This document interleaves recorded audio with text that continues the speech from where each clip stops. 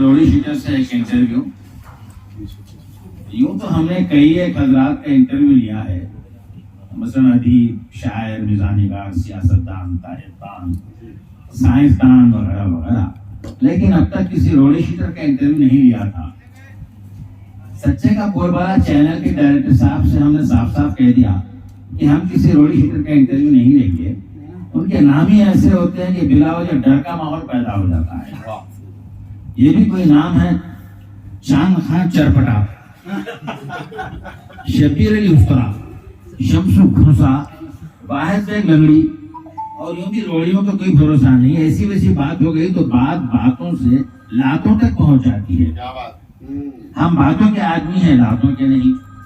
اور ہم اس عمر میں روڑی شیٹروں کو ان کا انٹرویو لے کر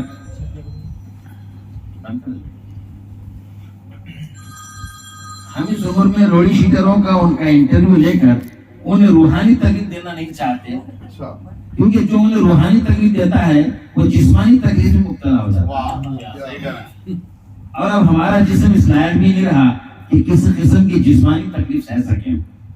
اور پھر آپ کے چولیوں میں کچھ صحت مند لوگ بھی تو نہیں ہیں جو اعلی وقتوں میں ہمارے کام آ سکیں. ہم نے سنا ہے کہ شیر خان المعروف شیرو بہت خطرناک آدمی ہے اور اسے غصہ بہت جلد آتا ہے، اور جب اسے غصہ آ جاتا ہے تو پھر وہ ہماری کیا سنے گا، اپنی بھی نہیں سنتا. ڈائریکٹر صاحب نے دلاسا دیا کہ جب روڑی شیٹر اپنی سزا کاٹ لیتا ہے تو پھر گلا وغیرہ نہیں کاٹتا. اب تو شیرو اتنا شریف ہو گیا ہے کہ الیکشن میں کھڑا ہو رہا ہے. اور آپ تو جانتے ہیں کہ الیکشن میں صرف شریف لوگ ہی کھڑے ہوتے ہیں. یہ اور بات ہے کہ جو ان کے مقابل کھڑے ہونے کی کوشش کرتا ہے الیکشن میں تو کیا کھڑا ہو سکے، اپنے پاؤں پر بھی کھڑا نہیں ہو سکتا. ہم نے پھر انکار کیا تو کہنے لگے اتنا ڈرنے کی ضرورت نہیں ہے، بس آپ اسے تنزیہ گفتگو مت کریں. لوگ آپ کی تنزیہ گفتگو کو برداشت کرتے ہیں اور دوستی بھی رکھتے ہیں، اس سے یہ امید مت رکھیے. وہ ادب دوست نہیں، غضب دوست ہے. بس اسے دائرے ادب سے کھینچ کر دائرے غضب میں مت لائیے. ہم نے ڈائریکٹر صاحب سے پوچھا کہ آپ کے آفس میں فرسٹ ایڈ کا ڈبہ تو ہوگا جو اکثر بس میں ہوتا ہے، جس پر لال لکھوں میں فرسٹ ایڈ لکھا ہوتا ہے. مسکرا کر کہنے لگے ہمارے آفس میں اس ڈبے کا کیا کام. ہم نے مزید تسلی کے لیے پوچھا کہ آپ کے آفس سے دواخانہ کتنی دور ہے. کہنے لگی یہی کوئی 2-3 کلومیٹر، لیکن آپ کو گھبرانے کی مطلب ضرورت نہیں، میں ہوں نا. پھر نہ جانے کیا سوچا، کہنے لگی اگر ایسی ویسی بات ہو بھی جائے تو میں 100 نمبر ڈائل کر دوں گا، پھر پولیس والے آ کر آپ کو سنبھال لیں گے. ہم نے کہا شیرو کو، کہنے لگے وہ روڑی شیٹر ہے، پولیس والوں کو سنبھال لیتا ہے. ارشاد فرمایا کہ ڈاکٹر میں اس انٹرویو کے ذریعے یہ بتانا چاہتا ہوں کہ روڑی بھی انسان ہوتے ہیں، وقت انہیں انسان سے روڑی بنا دیتا ہے. ہمیں انٹرویو لینے پر آمادہ کرنے کے لیے ڈائریکٹر صاحب نے مزید کہا کہ شیر خان المعروف شیرو آپ کو اچھی طرح جانتا ہے. اس کا کہنا ہے کہ اگر آپ اس کا انٹرویو لیں گے تو وہ ضرور انٹرویو دے گا. ہم نے سوچا یہ بھی ایک ہی رہی، یعنی اب ہمیں گنڈے، لوفر، بدماش اور اوباش لوگ بھی جاننے لگے ہیں. کہنے لگے اور پھر میں اس انٹرویو کا معاوضہ اتنا دوں گا کہ آپ باہر کا مشاعرہ پڑھ کر بھی حاصل نہیں کر سکیں گے. ڈائریکٹر صاحب کی اس بات پر ہم تھوڑے راضی ہو گئے کہ چیزیں کے بے طلب آئے تاج خدا. شیر کو دیکھتے ہی ہماری گلگی بن گئی. ایسا معلوم ہوا کہ چراغ رگڑے بغیر ہی کوئی جینا بیٹھا ہے. موسم کو 2 حصوں میں دیکھنا پڑتا تھا، پہلے اوپر کا حصہ اور پھر نیچے کا حصہ. پرانے وقتوں کے معروف شیخ مختار یاد آ گئے، وہی چاپٹوں سے مزین چہرہ، سامنے کے دونوں دانت دوسرے دونوں دانتوں سے 2 قدم آگے، چہرے کے رنگ و روغن پر کالی رات ماتم کرنا، آنکھوں میں شعلے اور آنگڑ کے شعلے، دولت اور دولت مندوں کو ٹٹولتی ہوئی آنکھیں، حرص و ہوس سے مزین نگاہیں، شرٹ کے اوپر کا بٹن کھلا ہوا، مضبوط ہاتھوں، مٹھی بھر کلائی، سانسوں کا یہ عالم تھا کہ گرم بھاپ کے مرغولے فقیر تک پہنچ رہے تھے. ہم سوچنے لگے کہ ہوائے دہن کا جب یہ عالم ہے تو موصوف جس کرسی پر براجمان ہیں، پتہ نہیں اس کرسی کا کیا عالم ہے. تنیفی زبردست مچھیں جن پر جانبیں 2 لیمو بآسانی ٹکائے جا سکتے تھے. ہم نے غور کیا گلے کا دائرہ 3 ہاتھ اور سینے کا دائرہ 13 ہاتھ. حضرت کی کمر نواب بہادر خان کی جوڑی تھی اور جوڑی کا آنگن آباد سراسا کہہ رہے تھے کہ اس تاریخی آنگن میں بچے فٹ بال کھیل سکتے ہیں اور فٹ بال آنے کی بھی ضرورت نہیں, کیونکہ ہماری بلدیہ 1000-2000 بچوں میں سے 2-4 بچوں کو فٹ بال مفت دیا کرتی ہے. ہم نے کہا حضرت مائک لگا لیجیے. ہم خود لگاتے لیکن ہمارا ہاتھ اتنی اوپر نہیں پہنچ پائے گا, یہ ہمارا ہاتھ ہے, قانون کا ہاتھ ہے. یہ سن کر شیروں نے ایک عجب خیخا لگایا.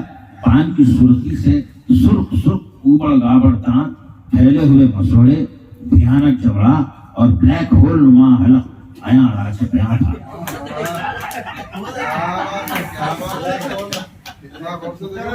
ایسا معلوم ہوا چمن میں بہار آ گئی ہے, ہر طرف پھول کھلنے لگے ہیں. زردے خیمام اور گٹے کی بو سے اسٹوڈیو میں اٹھا. ہم نے پوچھا قبلہ آپ کا نام؟ زوردار آواز میں مونچھوں پر تاؤ دے کر فرمایا شیر خان. پہلے تو بزرگوار بولے شمشیر خان. ہم نے سوچ لیا ہما خاندان آفتاب بس. بولے دادا حضرت, کہنے لگے شہتیر خان کان پھوڑو. ہم نے کہا یہ کان پھوڑو کیا ہے؟ تو خوش ہو کر کہنے لگے دادا حضرت جب بھی کسی کو مارتے تھے تو کان پر ہی مارتے تھے, جسے عرف عام میں کان بھیڑ کہتے ہیں. ہمارے دادا کی بھیڑیوں کی بدولت ہی شہر میں ایک اسپتال قائم ہوا. ہم نے پوچھا آپ کتنے دنوں سے روڑی شیٹر ہیں؟ میرا مطلب کب سے آپ عہدے جلیلہ پر فائز البرام ہے. یہ سن کر مسکرا دیا. کہنے لگے یہی کوئی 25 برس ہو گئے. ہم نے مسکرا کر کہا ماشاءاللہ سلور جوبلی کے مبارک ایام ہے. یہ سن کر مسکرا تو دیا لیکن ہم دیکھ رہے تھے کہ اندر ہی اندر وہ برہمی کو انگیز کر رہے تھے. ہم جانتے ہیں کہ بعض عہدے ایسے ہیں کہ جن کا بیان خود صاحب عہدہ کو پسند نہیں آتا. مثلا حجام کو حجام کہنا حجام کو پسند نہیں, خصاب کو خصاب کہنا خصاب کو پسند نہیں, بے عین ہی روڑی شیٹر کو روڑی شیٹر کہنا روڑی شیٹر کو پسند نہیں. فی زمانہ کچھ ڈاکٹر ایسے ہیں جنہیں ڈاکٹر کہنا ہمیں پسند نہیں, جو سراپا مسیحا ہونے کی بجائے سراپا مرثیہ ہوتے ہیں.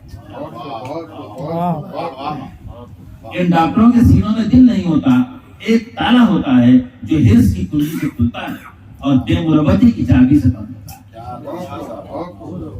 ہم نے سوال کیا کہ ہم نے سنا ہے کہ آپ لوگوں کی بگڑی کو مزید بگاڑنے کے علاوہ بگڑی بنانے میں اپنا جواب نہیں رکھتے. کہتے ہیں کہ جو کام پولیس تھانوں میں نہیں ہو پاتا وہ آپ کے اس تھانوں میں پلک جھپکتے میں ہو جاتا ہے. اس پر روڑی شیٹر نے زبردست خیخا لگایا اور کہنے لگا کہ آپ تو پڑھے لکھے آدمی ہیں, آپ نے یہ ضرور سنا ہوگا کہ لوہے کو لوہا کاٹتا ہے. اب آپ فیصلہ فرمائیں کہ ایک گنڈا آپ کے مکان پر قبضہ کر لیتا ہے اور آپ کے ساتھی مکان کے جعلی کاغذات بنا لیتا ہے اور اسے بیچنے کی فکر میں ہے, تو آپ کیا کریں گے؟ اگر آپ پولیس میں جاتے ہیں تو آپ کے 2 نقصان ہیں. ایک ہے کہ پولیس والے آپ کے مقبوضہ مکان کو گنڈے سے مفت میں واپس نہیں دلائیں گے, رشوت کے نام پر آپ سے اتنا لیں گے کہ اتنے میں آپ کو ایک مکان خرید سکتے ہیں. دوسرا نقصان یہ کہ وہ گنڈا آپ کا مزید دشمن بن جائے گا اور پھر ایک مقررہ مدت تک آپ کو آتے جاتے اس کی دشمنی جھیلنی ہوگی. ان پریشانیوں کا حل ہمارے پاس ہوتا ہے, ہم مان باری کرواتے ہیں. ہم روڑی شیٹر ہیں, آپس میں بھائی بھائی ہوتے ہیں, اسی لیے تو لوگ ہمیں بھائی کے نام سے ہمارے بھائی کا حکم خدا رسیدہ پیر و مرشد کے حکم سے کم نہیں ہوتا. غلطی کرنے پر خدا معاف فرما دے گا لیکن بھائی معاف نہیں کرتا. عدالت بہت مشکل سے موت کی سزا سناتی ہے, بھائی نہایت آسانی سے موت کی سزا سنا دیتا ہے. جو مقدمات صدیوں میں طے نہیں ہوتے وہ ہمارے ہاں لمحوں میں طے ہو جاتے ہیں. ہم نہایت کفایت میں آپ کا کام کرتے ہیں. ادھر آپ نے ہمیں روپیہ دیا اور ادھر آپ کا مکان آپ کا ہو گیا. ہاں کبھی کبھی دل و دماغ چلانے کے ساتھ ساتھ ہاتھ پاؤں بھی چلانا پڑتا ہے. ہم لوگ اسی کی تو روٹی کھاتے ہیں. روڑی نے ہماری طرف شرارتاً دیکھ کر کہا کہ آپ تو قلم چلا کر بھی روٹی نہیں کمائی, ہم ہاتھ پاؤں چلا کر روٹی کما لیتے ہیں. آپ بھی خوش, وہ گنڈا بھی خوش اور ہم بھی خوش. ہاں پولیس والے خوش نہیں ہوتے, وہ سمجھتے ہیں کہ ہم نے ان کے پیٹ پر ہاتھ ماری ہے. دور حاضر میں جب قرآن پڑھ کر لوگ ایک دوسرے کے پیٹ پر لات مارتے ہیں، ہم نے تو بولنا قاعدہ تو نہیں پڑھا، ہمیں پیٹ پر لات مارنے کا پورا پورا حق حاصل ہے۔ کبھی کبھی ہم کسی حضور پر پیٹ کے نیچے بھی لات مار دیا کرتے ہیں، جس کے سبب وہ مدتوں سیدھا نہیں چل سکتا اور بیچ کی آواز میں بولتا رہتا ہے۔ کبھی کبھی ہم کسی حضور پر پیٹ کے نیچے بھی لات مار دیا کرتے ہیں، جس کے سبب وہ مدتوں سیدھا نہیں چل سکتا اور بیچ کی آواز میں بولتا رہتا ہے۔ آپ کی بھی تو پیٹ پر لات مار کے ایک صوفی نژاد نے اپنی الہیت جتائی تھی، کیا کر لیا آپ نے اس کا؟ یقین آپ نے بددعا کی ہوگی، آپ ایک کمزور آدمی ہیں، بددعا دینے کے علاوہ آپ کر بھی کیا سکتے ہیں؟ کیا بات، آپ ایک کمزور آدمی ہیں، بددعا دینے کے علاوہ آپ کر بھی کر سکتے ہیں، لیکن رشیا کی توپوں میں کیڑے پڑنے کی بددعا دینے سے یوکرین فتح نہیں ہوتا۔ لیکن رشیا کی توپوں میں کیڑے پڑنے کی بددعا دینے سے یوکرین فتح نہیں ہوگا، اسے بددعاؤں کی نہیں توپوں کی ضرورت ہوتی ہے۔ اگر آپ نے ہماری خدمات حاصل کی ہوتی تو آج آپ بھی پروفیسر ہوتے، پھر ڈین ہوتے، اور اس کے بعد اپنی نااہلی کے باوجود وائس چانسلر ہوتے۔ نااہلی کا جواب نہیں ہے۔ ہم وقت ہمیں خوش کرتے کرتے نااہلی کا تانا دیتے۔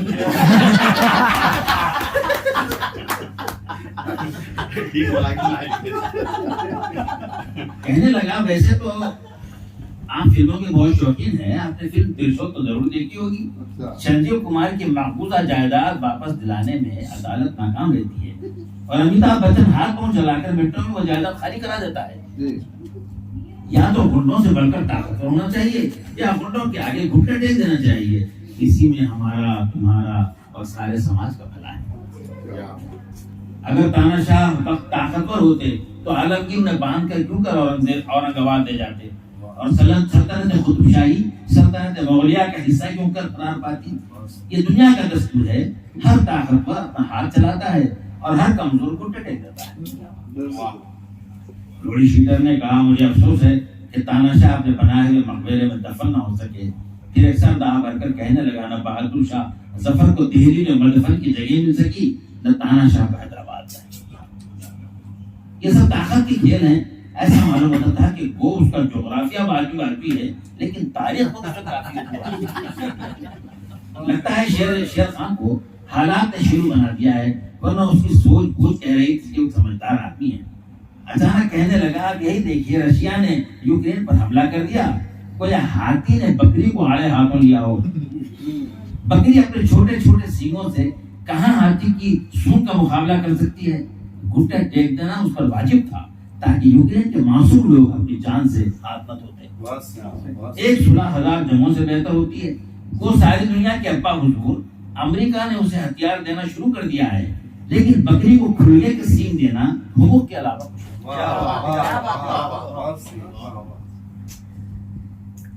کیا 2 فٹ کی بکری 10 فٹ کے سینگ لگا کر ہاتھی کا مقابلہ کر سکتی ہے؟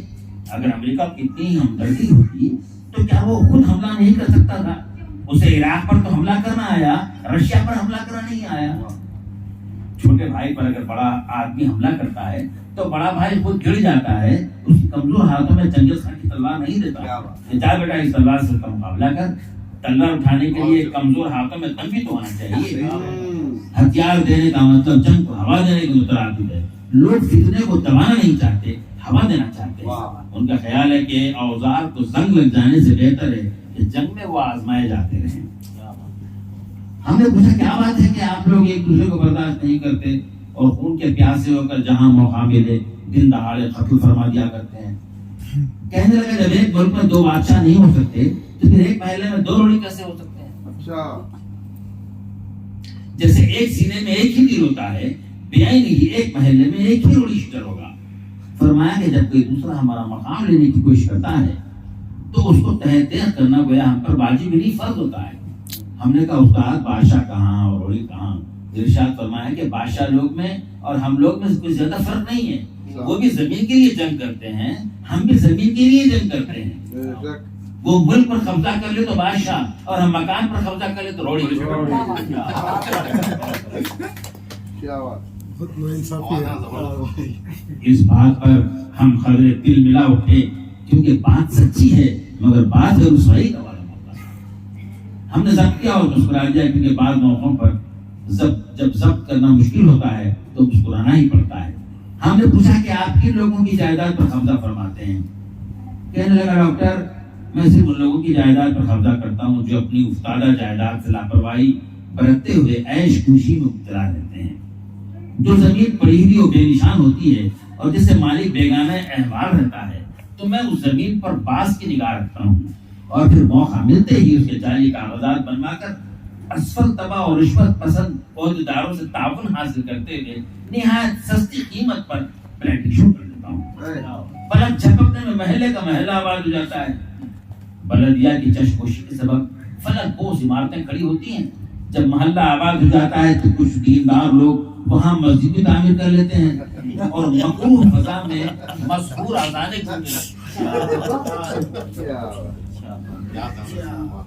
میں دھیرے دھیرے میں سوچتا ہوں کہ لوگ کتنے نادان ہیں. حرام زمین پر شکر کے سجدے کر رہے ہیں. ایک مدت گزر جاتی ہے تب کہیں مالک کو ہوش آتا ہے. اس وقت تک کافی دیر ہو چکی ہوتی ہے. ڈاکٹر آپ تو جانتے ہی ہیں بیماری کا علاج وقت پر نہ کیا جائے تو موت یقینی ہے. ہم نے کچھ سنایا گیا ہے کہ آپ بھی ملاؤں اور لیڈروں کی طرح ایک سے زائد شادیاں کی ہیں. آنکھ مار کر کہنے لگا اس فہرست پر کچھ مزاح بھی تو آتے ہیں. ویسے میں ایک شریف آدمی ہوں, ایک ہی شادی میں نے کی ہے. ہم نے انٹرویو کو آگے بڑھاتے ہوئے سوال کیا کہ جیل جانے پر آپ کو شرمندگی تو ہوتی ہوگی. کہنے لگا جب نامور شعرا اور صاحب تک ادبا جیل جا کر شرمندہ نہیں ہوتے تو مجھے شرم کیوں آنے لگی. البتہ مجھے دیکھ کر کچھ شرم آنے لگا. جب شعرا اور ادبا کو اس نے آڑے ہاتھوں لیا تو ہم سے رہا نہ گیا اور ہم نے سوال کیا کہ سنا گیا کہ سی سی ایس میں کئی دفعہ آپ کو اعزازات و اکرامات سے نوازا گیا ہے. کہنے لگے کہ بعد وقت قوم کی بھلائی کی خاطر مجھے وہاں بلوا کر مشورے لیے کیونکہ میں سفید پوشوں کے سیاہ کرتوتوں سے واقف ہوتا ہوں. ہم نے پوچھا کہ سنا گیا ہے کہ وہاں آپ کی کچھ فلک شگاف چیخیں بھی سنی گئی ہیں. ہمارے سوال پر خدر جھلا اٹھا. کہنے لگا ہاں قوم و ملت کا غم دیکھ کر مجھے رونا آیا. اور یوں میرے منہ سے جب انگریز چیزیں برآمد ہوتی ہیں. گڑ بڑھا کر ہمیں شیرو سے اسی قبیل کا آخری سوال پوچھ لیا جو ہمیں شاید نہیں پوچھنا چاہیے تھا. ہم نے پوچھا سنا ہے کہ جب آپ پولیس کے ہتھے چڑھتے ہیں تو کسی اور جگہ نہیں چڑھ سکتے. چڑھنے کی فکر چاہتی اس کا پانا چڑھتا. کہنے لگا کیا دماغ خراب کرنے کی باتیں کر رہے ہیں آپ. ہم نے سنبھل کر کہا نہیں ہم کہہ رہے تھے کہ جب پولیس والے آپ کو مسل پر بٹھاتے ہیں تو آپ کو کیسا لگتا ہے.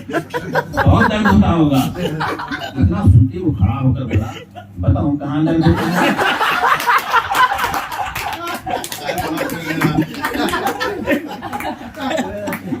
اور بتاؤں یہ کہتے کہتے شروع نے پہلے اپنا مائکروفون نکال دیا, پھر آگے بڑھ کر ہمارا مائکروفون نکال دیا اور پھر ہاتھ بڑھا کر لائٹ بند کر دی اور اس کے بعد چراغوں میں روشنی لگائی.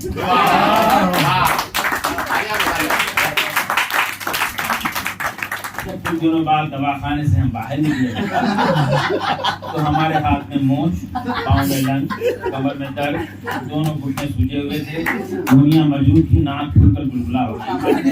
ہماری دونوں آنکھیں امیتابھ بچن کی آنکھوں کی طرح اپنے زاویوں سے ہٹ گئی تھی.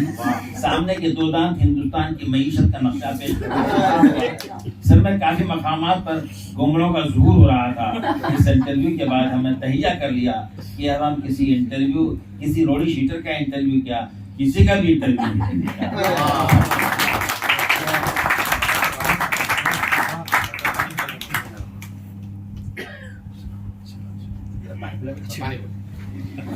بہت اچھا. اور پھر شادی کا کھانے کے بعد شادی کے کھانے کے بعد نہیں دیکھیے ہمارے مکرم صاحب سلسلہ چلنے دے. سلسلہ ایسی مزہ ہے. ڈسکنٹینیو ہو جاتا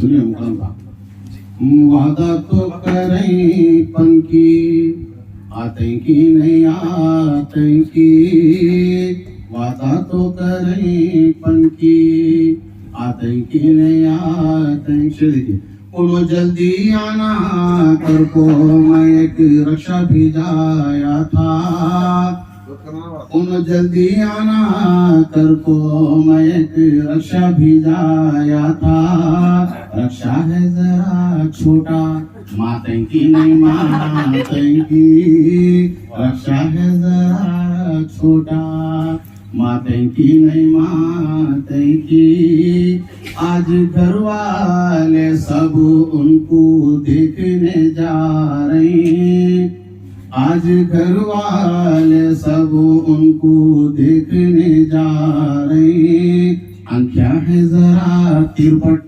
بھاتیں کی نہیں بھاتیں کی آنکھیں ہے ذرا ترپٹ بھاتیں کی نہیں بھاتیں کی اور آخری شعر بابا سے ان کے ڈر کو میں ننگے چیخوں بھاگا تھا بابا سے ان کے ڈر کو میں ننگے چیخوں بھاگا تھا سنگات میرے جوتے لاتے کی نہیں لاتا